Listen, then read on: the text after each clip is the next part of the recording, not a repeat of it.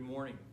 My name is Jesse. I am the pastor here at Friendship Baptist Church, and I'm just excited to be able to bring this revitalization campaign to you. And so, give you a little bit of background here. We're sitting here at this gorgeous, beautiful church, Friendship Baptist Church. We're located here in Caseyville, Illinois.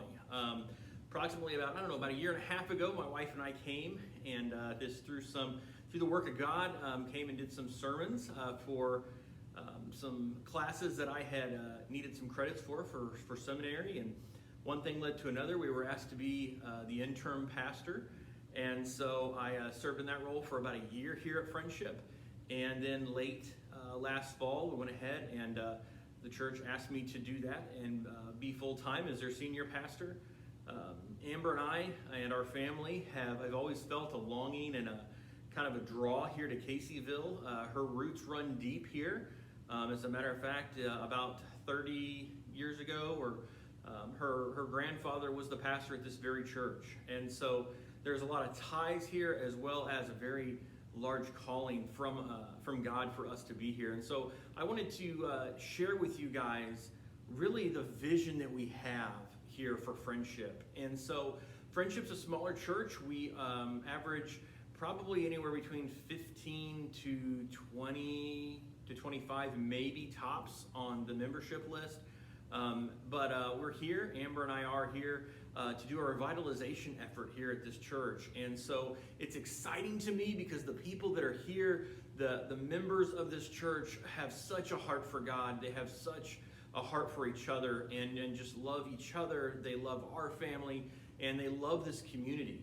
And so with the small congregation that they've had and not having anybody really prior to us coming and being the interim, that's been a kind of a solid leader that they could have for a few years, they've struggled. And so we are here through the direction of God and grace of God to hopefully be able to be used by Him to revitalize not only Friendship, but to revitalize the community around it. And so the campaign that we're doing here right now is simply here to be bluntly honest, to help us in completing what we need to do to be able to revitalize this church and this community. And so what we've done is we've kind of looked around at all the different aspects of things that need to be accomplished. And so one of the first things, and we've divided these into 3 phases, is phase 1. And phase 1 is getting the parsonage, which is just outside of this wall over here, to be back in the state it needs to be in, to be a place where not only can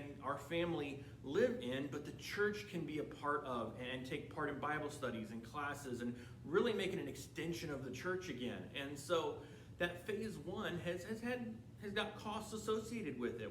It needed new flooring throughout. It needed new interior doors. There was drywall work. There's foundation work in the basement where we had to do what's called polyfilling, similar to mud jacking. There were some water issues that had to be resolved. There's just been some electrical work, some plumbing work.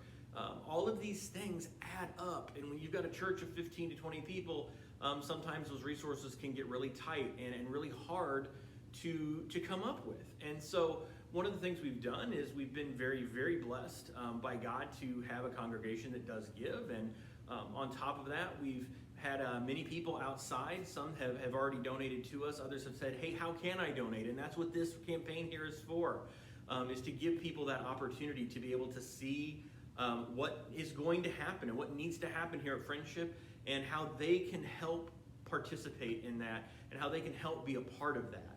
Phase 2 then comes over here to this building. As you can see, I'm in the sanctuary. The upstairs sanctuary is gorgeous. It's a great place. We've met in here already prior to COVID, and we'll be meeting here again hopefully very, very soon. But one of the things that we do need to do is we do need to make sure that our fellowship hall downstairs is back in the state that it needs to be in. And that fellowship hall down there has had some water damage over the years. It needs some work to make it waterproof. It needs some work there to replace the drywall. It needs some cleanup there where the moisture and the water damage things. There needs to be, in the kitchen for our fellowship hall, there needs to be some new appliances. There's some cabinets that need to be replaced. The bathrooms, replacing toilets, making sure all the plumbing works, making sure all of that works. There are all of those things there to help make it a functioning building. And so even though we have the fellowship or the sanctuary up here, we do in that phase 2 want to make sure that bottom area is set and ready to go. There are one of the AC units outside, the condensing units needs replaced. One of the heaters downstairs needs repaired.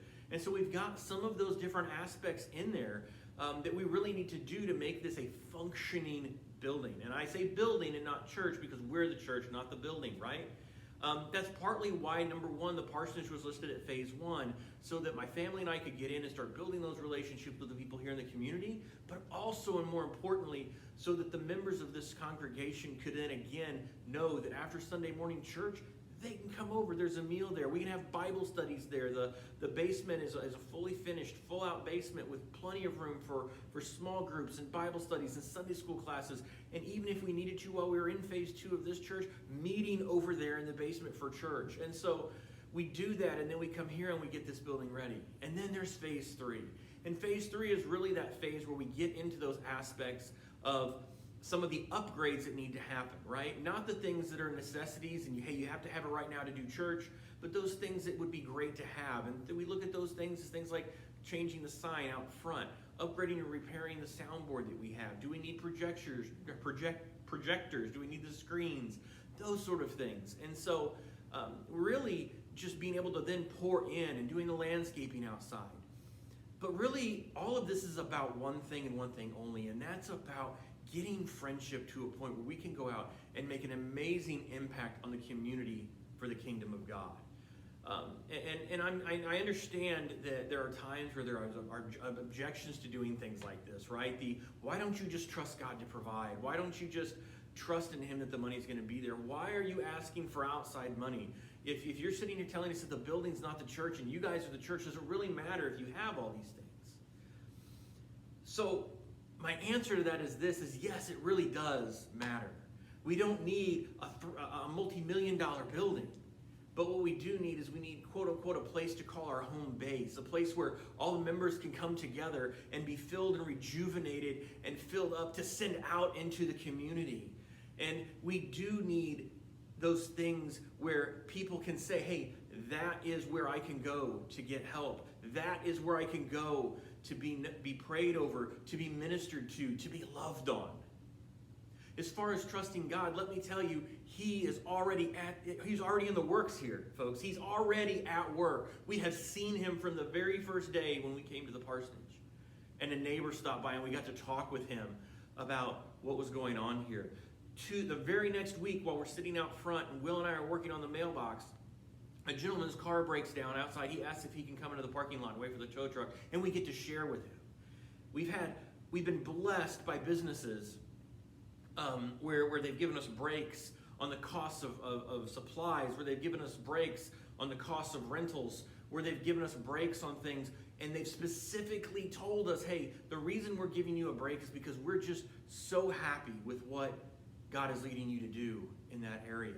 And so to see those things and be reminded by God on a daily basis, brothers and sisters, that He is at work here, and He is doing a great work in this community and preparing us to be used by Him as a congregation and as a church here to be able to go out and shine a light into this community. And so I am so excited about this. I am extremely blessed and humbled that God would use us as a church, that God would use my family and I as a tool to be able to spread His love and His gospel into this community. And so I ask that you pray about assisting us, that you pray about coming alongside of us, and not just monetarily. Yes, that is what, there's a great need for that. And attached with this video, you'll find some flyers that are here on this. It'll show you kind of a summary of what we've talked about here today, as well as the phase 1, phase 2, and phase 3, kind of some breakdowns of what some of those costs are and what we're looking for. But more importantly, coming alongside of us in a way that you feel God is leading you to do. And so if that's simply to say, hey, we're going to be praying for you. Absolutely, thank you so much, because we need that just as much as everything else. But I ask that what you do is, if you'll notice on those flyers, there's an email address there, and it says contact@friendshipkcville.com. And so I ask that even if that's what you are feeling led to do, if you're feeling led to just pray for us, send us an email. Let us know that you're praying for us so we can put you on that list of people that are being prayer warriors for us. Come alongside of us. Pray that God would do a great work here in Caseyville, and that God would do a great work through friendship in this community. And so thank you for taking the time to listen to this. I pray God's blessing upon you, and I just absolutely cannot wait to see what he has in store here. Thank you so much, and God bless.